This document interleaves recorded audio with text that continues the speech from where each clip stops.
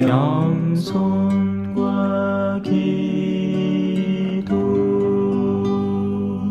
찬미 예수님. 그때 예수님께서 제자들에게 말씀하셨다. 사람들이 너희에게 손을 대어 박해할 것이다. 너희를 회당과 감옥에 넘기고 내 이름 때문에 너희를 임금들과 총독들 앞으로 끌고 갈 것이다. 이러한 일이 너희에게는 증언할 기회가 될 것이다. 그러니 너희는 명심하여 변론할 말을 미리부터 준비하지 마라.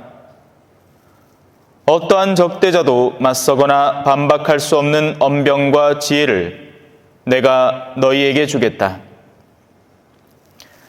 부모와 형제와 친척과 친구들까지도 너희를 넘겨 더러는 죽이기까지 할 것이다. 그리고 너희는 내 이름 때문에 모든 사람에게 미움을 받을 것이다. 그러나 너희는 머리카락 하나도 잃지 않을 것이다. 너희는 인내로써 생명을 얻어라. 주님의 말씀입니다.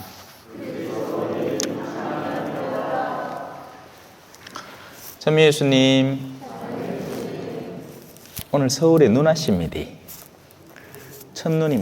첫눈인지 뭔지는 모르겠는데 하여튼 눈을 보고 왔습니다. 자, 오늘 독서를 한번 살펴보죠. 오늘 독서에는 하느님에게 적대하는 존재에 대한 처신과 행동이 등장을 합니다. 그래서 그런 의미로 보고 반면교사로 삼아야겠죠. 저렇게 살면 안 되겠구나. 타산지석, 그죠? 네. 아, 저렇게 행동하면 안 되는구나. 반면 오늘 복음은 의인에 대한 삶의 모습을 그려냅니다. 그래서 저렇게 따라가고 있으니 내 삶이 올바른 선상에 있구나. 즉, 내가 반박을 당하고 내가 공격을 당하고 근데 그 이유라는 것이 내가 하느님을 사랑하기 때문에 그런 일들이 일어나고 있으니 오히려 성경에 예언된 바대로 내 삶이 주님의 길을 따라가고 있구나. 반대로 또 그러니까 사기야 반대로 가는 사람은 그런 걱정도 안 합니다만은 보통 신자들 가운데에서는 이런 길을 스스로 찾아가는 사람은 없습니다. 다만 진실한 신앙의 길을 찾으면 너무나 자연스럽게 따라오는 반박들이 있습니다. 왜냐하면 참된 신앙은 비신앙인들을 괴롭힐 수밖에 없거든요. 자꾸 성가시게 만드는 겁니다. 그 사람의 삶만 봐도 내 눈에 성가시고 괴롭고 힘든 거예요. 그러니까 어둠에 물든 이들의 삶의 형태를 함께 나누어 줄 알아야 내 마음이 푸근해지는데 신앙의 진리를 따라가려는 사람의 삶을 보고 있으면 내가 너무 힘들어지니 그 사람을 멈추게 하고 싶은 겁니다. 그래서 그에게 박해를 가할 수밖에 없는 구조로 되어 있어요. 그러면 이걸 거꾸로 뒤집으면 어떻게 되겠죠? 내에게 뭔가 박해가 일어나지 않고 있다는 것은 그 어떤 종류라도 뭔가 내가 아직 올바른 신앙 선상에 있지 않다는 겁니다. 주변에 기분 좋음을 주고 있다는 거죠. 아니 적어도 내가 기분을 상하게 하고는 있지 않다는 겁니다. 물론 기분을 상하게 하라는 게 아니라는 거 알죠? 지금 이 설명하는 게 굉장히 미묘해서 그런데 신앙의 본질을 따라가면 신앙의 없이 살아가는 이들 앞에 기분 나쁨을 줄 수밖에 없다는 겁니다. 자, 그래서 다시 지금 이제 이건 천천히 좀 보도록 하고 오늘 이제 성령 기도회 하는 날이잖아요. 그지요? 오늘 안 그래도 한 분을 만나 같이 점심 식사를 하면서 그분은 또 성령 기도회를 하시는 분이라서 우리 성당에도 오늘 저녁에 성령 기도회가 있다 하니까 막 놀라는 거예요. 대단하다 하는데 제가 그렇게 대단하고 지금 서울에서 하시는 성령 기도회를 생각하시면 안 됩니다. 어르신들 몇 분이 모여서 하시는데 그 연세에 그렇게 하고 계시다는 것만 해도 박수 쳐드려야 되는 거죠. 자, 그래서 1독서를 한번 살펴봅시다. 자, 하느님을 믿지 않는 이들의 특성들이 여기서 다채롭게 발견이 됩니다. 벨사차르 임금이라는 이 사람은 일단 1000명에 이르는 자기 대신들, 일단 어마어마한 권력가죠. 거기에다가 술 한잔 먹겠다고 1000명을 불러놨습니다. 대단해. 하여튼 술꾼들은 지 혼자 모으면 재미가 없어. 그래서 친구들을 자꾸 모읍니다. 술 친구들을. 네. 그러다 보니 이제 신실한 친구도 자꾸 불러갖고 술버릇을 들이고, 레지오가 술독에 빠지면 이런 일이 일어납니다. 진영마다 모지가 술을 또 쑤시 먹는다 칼락한다. 진영마다 모지가 술을 퍼먹는 거예요. 네. 이게 레지오가 아니에요. 그 팀은 레지오가 아닙니다. 사탄의 궁전이죠. 세상 어느 레지오가 성모님이 야 너희는 레지오 주에 좀에 금방 해보고 후두룩 묵주기도 막 호로록 막 막국수 말아 먹듯이 말아 먹고, 그 다음에 2차 주에나 진득하게 하면서 술이나 엄청 물어. 뭐 1년에 한두 번 무슨 뭐 축제의 날 이럴 때는 모르겠어. 이런 팀들은 특징이 술 먹으려고 레지오를 하는 팀들이 있습니다. 물론 우리 성당은 더 이상 이제 지쳐서 못하죠. 예. 연배가 이제 장난이 아니라서 하고 싶어도 못하는 연배들이 다 돼놨지만, 모르지 또 젊었을 때 어떻게 노셨는지는 뭐 누가 알겠습니까? 말 그대로 내가 어디서 들은 농담처럼 어느 레지오 팀 이름이 우리 성당에도 황금궁전이 있더만, 황금궁전인데 실은 알코올궁전이더라. 예. 그래서 이 벨사차르 임금의 특징은, 세속적인 사람의 특징은 자신의 어둠을 공유하고 싶어 한다는 겁니다. 혼자 지으면 마음이 괴롭고 아프기 때문에 이 괴로움을 주변과 떠들어대면서 같이 흥겹게 지내면 괴로움이 덜해진다는 특징을 갖고 있죠. 죄는 그렇습니다. 그래서 공범을 자꾸 만들어내는 거예요. 그래서 이브가 아담한테 지 혼자 묻기에는 죄스러우니까 여보 당신도 한 묻어봐 막 이래 되는 거예요. 자꾸 남을 죄짓게 만드는 겁니다. 죄라는 특성은 자기 안에 갇혀 있지 않아요. 내가 기분 나빠서 죄 안에 사로잡혀 있을 때는 다른 사람도 죄짓게 만들고 싶어지는 게 사람의 속성, 죄를 짓는 사람의 속성입니다. 그래서 악습은 너무 쉽게 번져 나가는 겁니다. 젊은이들 사이에서 뭔가 잘못된 거, 뭐 어릴 때 뭐 본드 부는 거, 뭐 나쁜 짓 하는 거, 뭐 미성년자가 모여서 술 먹는 거, 이런 것들은 애들 사이에서 쉽게 퍼져나갑니다. 하지만 미덕은 어떻죠? 잘 안 퍼져나갑니다. 소년 레지오 단원이 자기 학교 가고 친구들한테 나 요즘 레지오라는 걸 하는데 이거 성모님한테 묵주기도를 앉아서 잠시 이렇게 마음을 잠심해서 바치는 게 너무 좋더라 한다 한들 주변에서 그걸 따라하겠습니까? 그런 거 절대 따라 안 합니다. 근데 뭐 이상한 거 뭐 하나 만들어 봤다 뭘 만들면 좋을까요? 뭐 하여튼 학생 때 하는 멍청한 짓거리들. 제가 학생 때는 프로레슬링이 엄청 유행했거든요. 헐크 호간, 뭐 워리어, 뭐 이런 아들 막 복도에 나가고 막 의자 거당당 하면서 그거는 순식간에 퍼져나갑니다. 그런데 덕이나 미덕들은 왜 안 퍼져나갈까요? 그런 것들은 내면으로 쌓는데 굉장한 노력이 필요하기 때문이죠. 하느님의 은총은 사람에게 내리지만 아무에게나 내리는 게 아니라 그 은총을 받았을 때 그 은총을 간직할 수 있도록 준비되어 있는 이들에게 내립니다. 그래서 오늘 복음처럼 환난과 박해 안에서 인내를 길러나가는 이들에게 하느님의 은총이 머물러 있는 거예요. 반면 악습에 사로잡히는 사람들은 자신의 악습을 퍼뜨리고 싶어하고 자랑하고 싶어합니다. 이게 특징이에요. 왜 어른들 모이면 자기 악습, 과거의 악습 자랑하는 어른들이 있습니다. 내가 왕년에는 막 술을 막 어마어마하게 먹는데도 내 끄떡 없었어. 이런 거는 굉장히 자랑스럽게 얘기하죠. 그게 나중에 수치가 될 줄은 모르는 거예요. 자, 그래서 이 벨사차르 임금은 먼저 1000명에 이르는 자기 대신들을 위하여 큰 잔치를 벌이고 그 1000명 앞에서 술을 퍼마시고 있었습니다. 술은 예나 지금이나 악습의 훌륭한 도구가 됩니다. 절제해서 마시면 기쁨의 도구가 되지만 우리나라는 이미 그 기쁨의 단계를 누릴 줄 아는 단계들을 많이 넘어갔어요. 너무 쉽게 악습에 젖어듭니다. 특히나 가톨릭적 문화 안에서 신부님들의 술 문화나 신학생들의 술 문화는 지금까지 제가 지켜봐온 바로는 이렇게 계속돼서는 안 되는 겁니다. 결국 술은 정신을 마비시키고 더 어리석은 일에 쉽게 빠져들게 하는 훌륭한 도구로 쓰이니까요. 다른 사람들 앞에서 하느님의 복음을 전해야 되고 그들 앞에서 진리를 선포해야 되는 사람이라면 더 긴장을 하고 절제할 줄 알아야죠. 그래서 절제와 바른 소비를 가르쳐야 하지만 그게 잘 안 됩니다. 그러다 보니 신자들 사이에서도 심지어 술에 대한 악습의 경험들을 마치 아름답고 좋은 기억인 양 되뇌이는 사람들이 있습니다. 그때 그 신부님하고 새벽 2시까지 내가 앉아가 주거니 박거니 묵직 하는 거를 마치 좋은 일이냐, 잘한 일이냐. 그렇게 해서 그 신부님의 내면에 어떤 일이 벌어졌을지, 어떤 영향을 미쳤을지, 어떤 악습을 아직도 남기고 있을지 우리는 고민하지 않는 겁니다. 그냥 신부님하고 그렇게 좋은 시간을 보냈다는 어떤 인간적 만족감에 너무 쉽게 사로잡히는 거죠.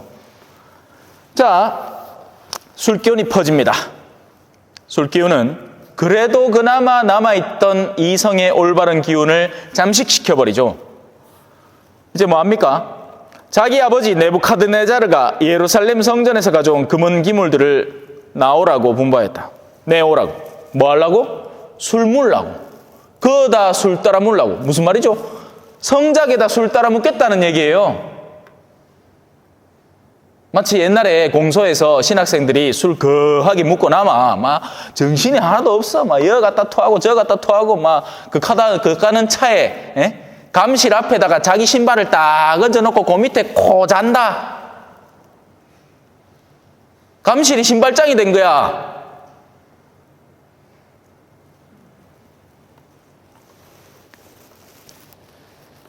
임금은 대신들과 왕비의 후궁들과 함께 그것으로 술을 마셨다. 자, 여기에 또 이제 여색이 같이 더 엮입니다. 그죠? 예. 너무 자연스러운 단계들이에요. 여 초전 들어오는 입구에 먼 술집, 또 요 얼마 전에 이제부터 이제 입간판 세워갖고 이제 난리 났다. 그죠? 파라다이스. 예? 술은 항상 다른 악습들, 하나의 악습은 마치 눈덩이처럼 구르고 구르면서 다른 악습들을 덧붙이는 겁니다. 그래서 가능한 나에게 발견되는 아주 작은 악습조차도 미리 가지를 쳐서 끊어내는 것이 훨씬 낫습니다. 근데 그 노력에 시간을 쏟아도 부족할 판에 우리는 자꾸 다른 악습들을 이 정도는 괜찮겠지 하며 허용을 하죠. 이 정도 욕심은 다른 누구나 다 부리는 거잖아. 그러니 나도 이 정도는 괜찮겠지. 이 정도 사치는 괜찮지 않을까?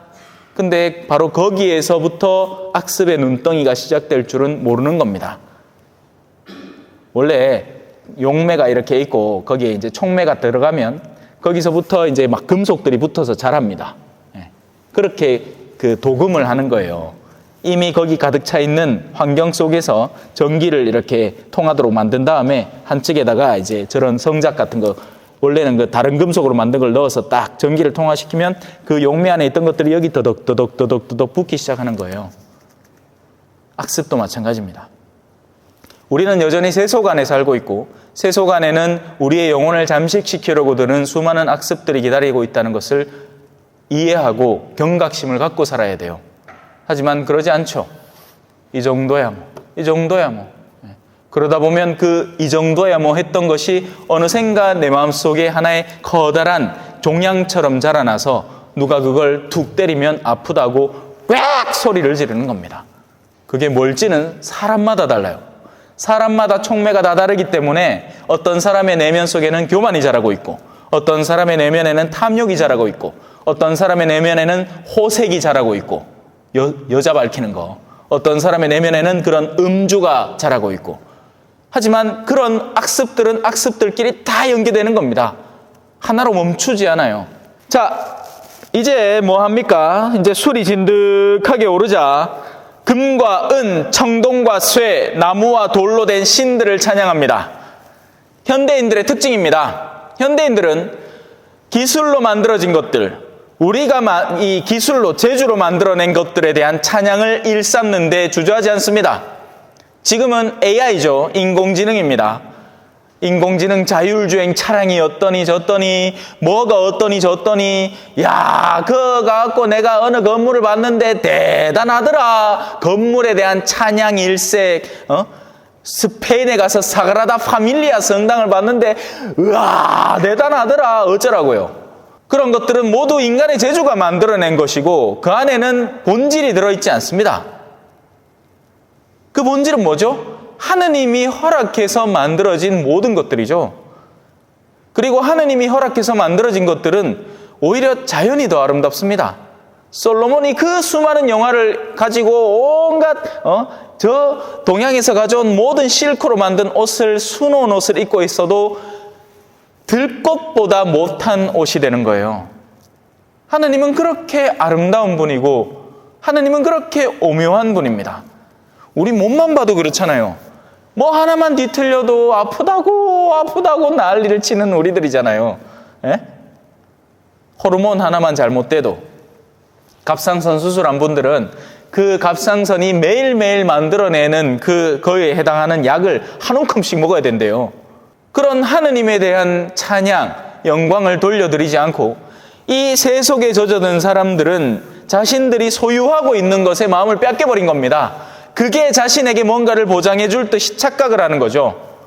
건강식품 사 먹고 좋다는 거는 다 해볼라 하고 온갖 쾌락이란 쾌락은 다 즐기고 누리고 집을 이미 갖고 있으면서 심지어 그 집조차 제대로 가꾸지도 못하면서 또 더 크고 더 어마어마한 무언가를 건물을 막 수십 채를 갖고 싶어하고 그게 다 뭡니까?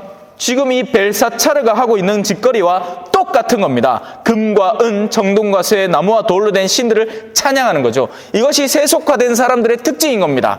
우리는 그들의 특징을 발견을 할 때 물론 그들과 함께 마주해서 대화는 하지만 그들의 사상에 감염되어서는 안 되는 겁니다. 우리의 생각 속에는 그 모든 것에도 불구하고 하느님께서 진정한 주인이시고 우리를 언젠가 당신의 나라로 이끌어 주실 것이라는 확신 속에서 살아가야지 세속의 화려함에 잠깐 눈을 오늘 제가 명동거리를 걷고 왔거든요. 만약에 제가 20대 때나 아니면 10대 청소년이었다면 감탄을 맞지 않았을 겁니다. 우와, 저 빌딩 봐. 우와, 이거 외국 사람 와 이래 봤나? 우와. 한데 오늘 지나다니는데 저는 뭘 집중해서 봤느냐면 거기 젊은이들 다 모였더라고요. 이 젊은 아들 없잖아요. 그죠? 이 어디 있습니까? 이 젊은 아들. 젊은 아들 어디 있는지 알아요? 서울에 다 있어요. 한데 눈이 괭해요. 영혼이 없어.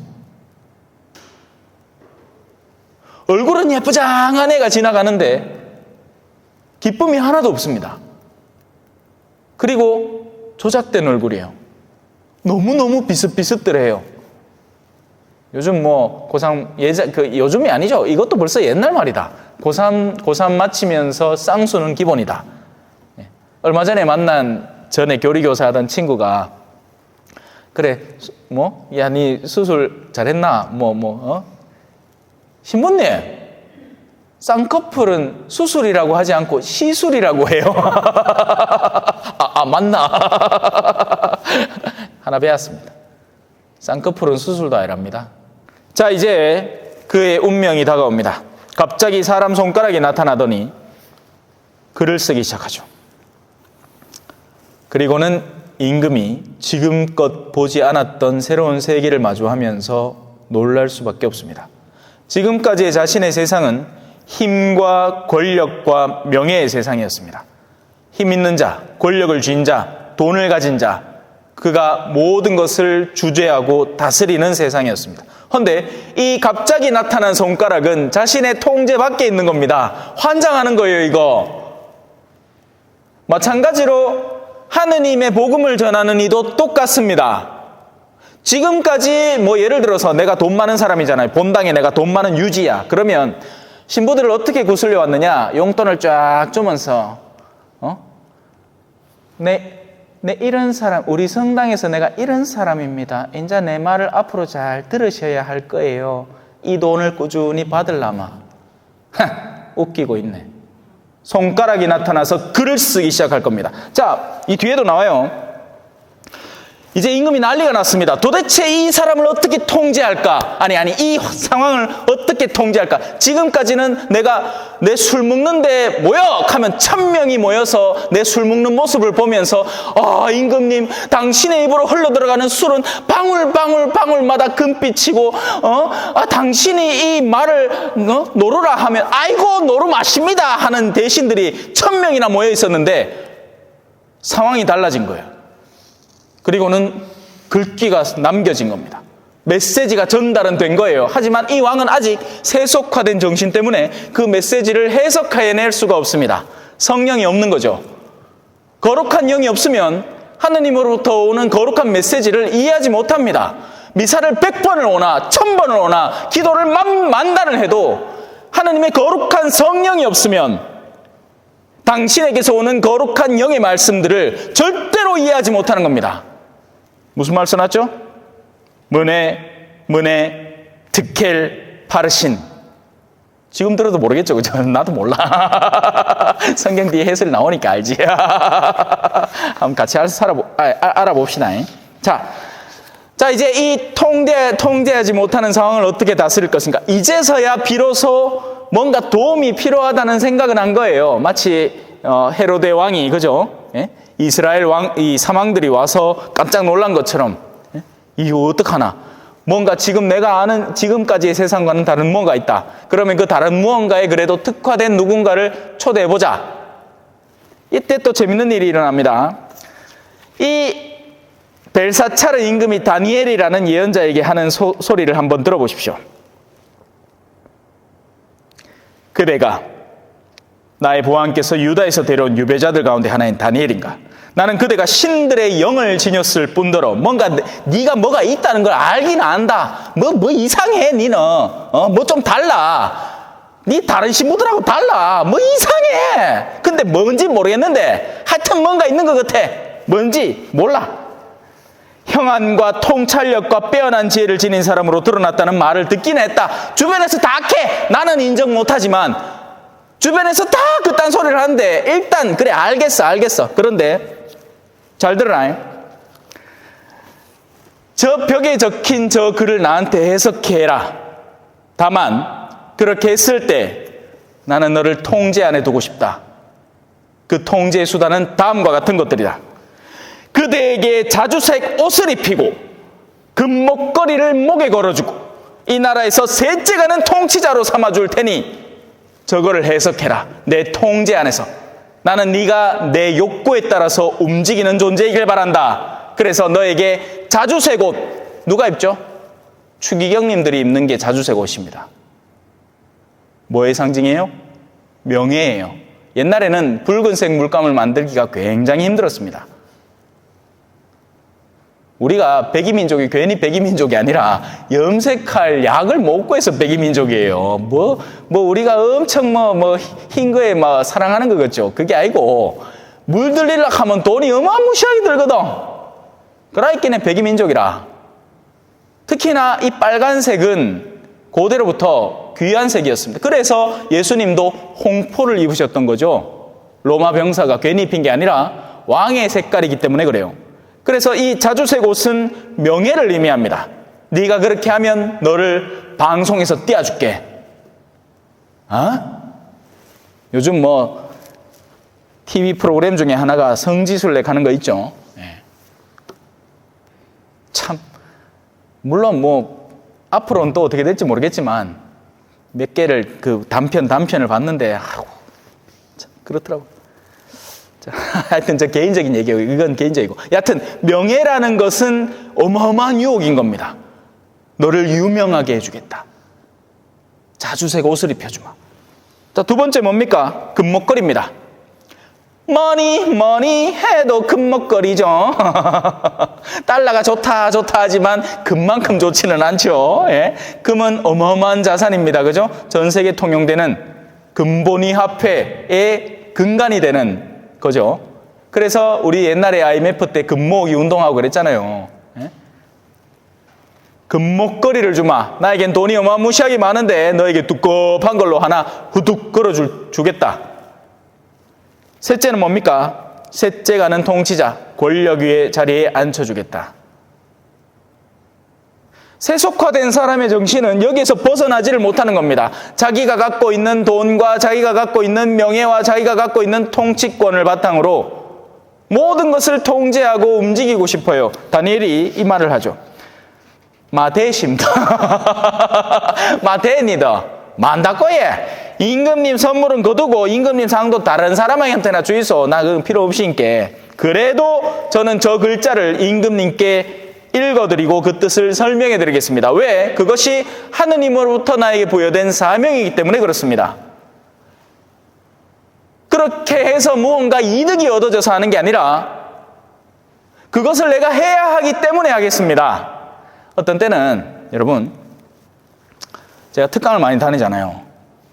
어떻게 묻는지 아십니까? 신부님 얼마예요? 라고 묻습니다. 얼마일 것 같아요? 자, 그렇게 해서 벨사차르라는 이 인물은 이 다니엘의 해석에 따라서 이제 나중에 집에 가서 천천히 읽어보세요. 이제 넘어갑니다. 이제 지금까지 다 설명을 했죠. 마지막만 할게요. 문에문에 특헬 파르신. 임금님을 저울에 달아보니 무게가 모자랐습니다. 그래서 하느님께서는 당신의 횟수를 끝낼 예정입니다. 이 모든 것들이 이제 임금에게 충격파로 와닿겠죠. 지금 세상 사람들이 그렇습니다. 무슨 100세 시대 웃기지 말라고 하십시오. 하느님이 정한 순간까지입니다. 100세 시대면 뭐합니까? 차 타고 가다가 끽! 쾅! 하면 가는 순간인데, 예? 뭐 농사일 하다가 갑자기 하고 가슴 검어지면 그 끝이라. 누가 할기라? 예? 자, 여기서 우리가 상기해야 될 게 있습니다. 도대체 하느님은 우리의 그 수많은 측정 단위 가운데 어떤 것을 당신의 무게 단위로 삼을 것인가? 이걸 우리가 올바로 묵상하지 않으면 엉뚱한 신앙생활에 많은 시간을 허비해버리는 겁니다. 하느님은 도대체 무엇을 당신의 측정 단위로 삼을 것인가? 잊지 마십시오. 우리가 세속적으로 정해놓은 열심하다는 기준들을 다 파괴해버리십니다.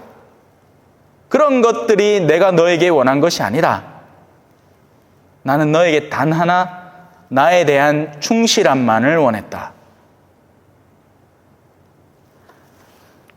사실 이 벨사차르라는 임금을 제가 세속적이라고 표현을 했지만 이미 교회 안에도 이런 정신을 가진 사람들이 많습니다.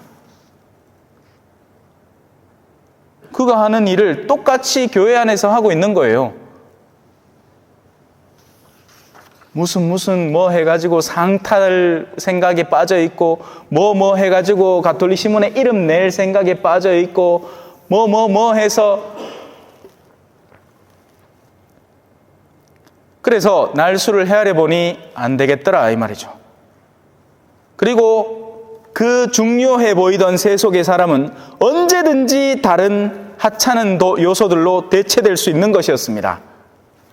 이 마이크 이거 스펀지 지금 여기 있지만 언제라도 이거 뭐 찢어지거나 버려지거나 잃어버리면 다른 거 들고 와서 끼우면 끝인 거예요.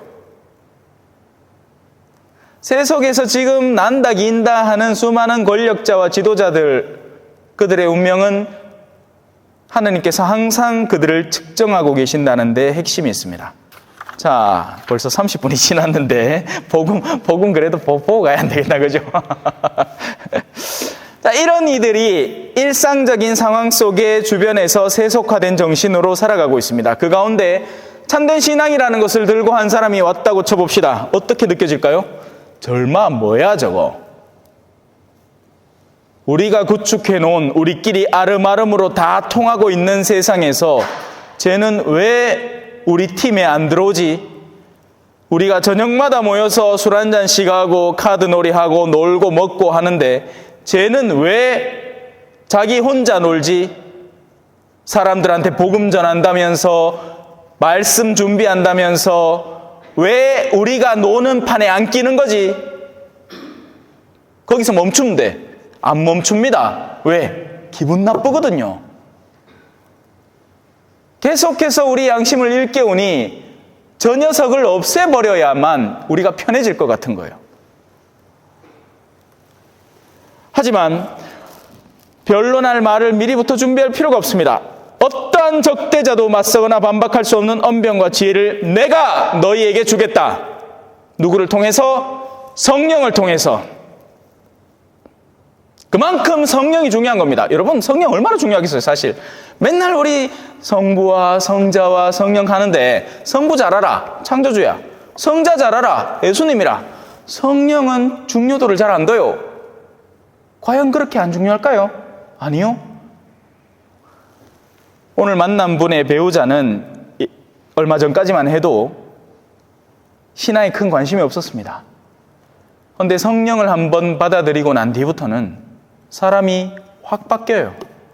그래서 우리 성당에 아직 남아있는 이 성령 기도회가 미흡하나 저는 제가 여기에서 본당 신부를 하는 동안에는 그래도 꾸준히 관심을 갖고 사랑을 주겠습니다.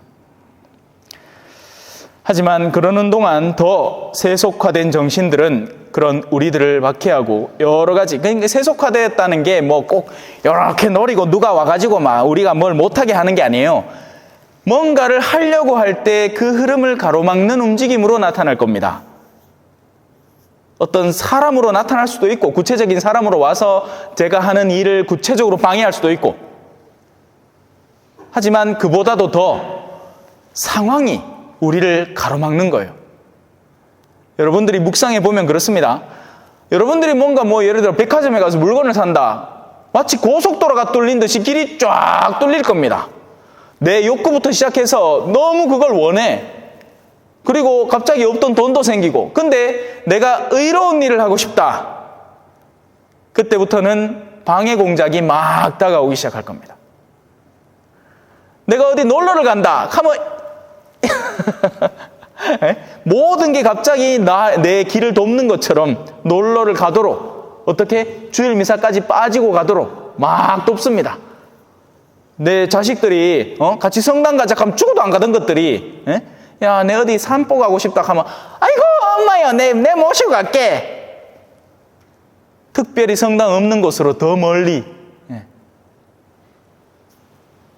부모와 형제와 친척과 친구들까지도 너희를 넘겨 더러는 죽이기까지. 뭐 어떻게 죽여야 되죠? 목을 조르나? 아니에요. 영혼을 죽이는 겁니다. 영혼을 죽이는 거예요. 열심한 자녀들은 죽어있던 부모의 영혼도 살리는데, 세속적 자녀들은 그나마 신앙에 들러붙어 있던 부모의 마음까지도 신앙에서 떼어버려 죽여버리는 겁니다. 엄마, 요즘 세상이 어떤 세상인데 아직도 성당 가나? 이제 좀 그만 가라. 아마 주일만 가라, 주일만. 됐다, 나중에 1년에 한 번만 가라. 자꾸 떼어서 우리의 영혼을 죽여나갈 겁니다. 그런데 내 영혼이 죽는 줄도 모르고 자녀들이 갑자기 용돈을 많이 줘. 좋은데 데리고 간대. 기분이 얼근하니 벨사차르 임금처럼 취해가지고, 술에 취해가지고 좋답니다. 꼴이 어떻게 변해가는지도 모르고. 그러는 동안 하느님은 우리의 영혼을 달고 있죠. 네 영혼이 내가 원했던 무게감에 모자란다. 더 이상 너의 영혼은 나에게 쓸모가 없다. 이제 너에게 선고를 내릴 터이니 네가 있던 자리는 다른 이들이 얼마든지 차지하고 대체할 수 있는 자리다.